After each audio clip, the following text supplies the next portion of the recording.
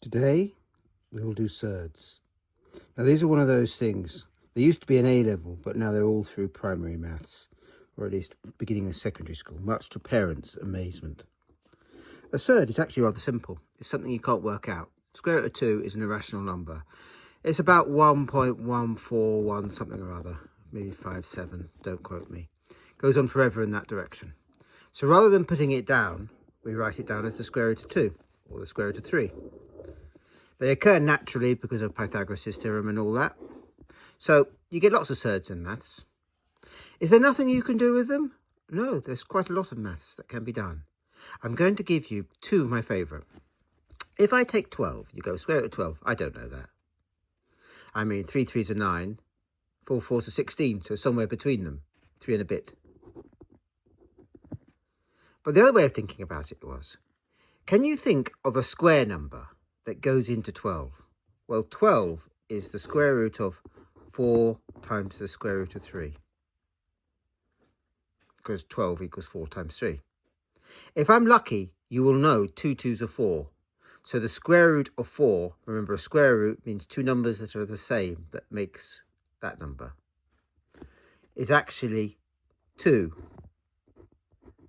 And that then becomes 2 root 3, and we call it 2 root 3. And that will work for any of them.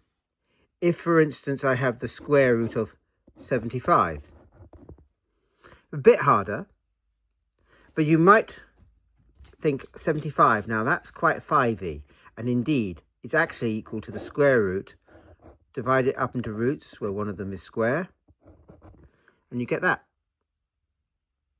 Square root of 25 times the square root of 3.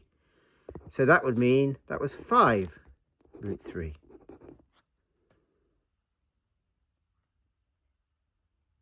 Now, effectively, this means that a really scary calculation, for instance, the square root of 12 divided by the square root of 75, could be rewritten straightforwardly as 2 root 3 over 5 root 3, and then the root 3's will cancel. And that would become 0.4, which is 2/5. Job done. So what surds allow you to do is to take really scary sums and simplify them and make them really easy sums. They're called surds after the Kurds, by the way, who were the first people to lay down this maths, which allowed them to design better catapults and win the Crusades. But that's another story which I may or may not have made up. We'll do more with surds another time, but this is just to get you through your first year of secondary school.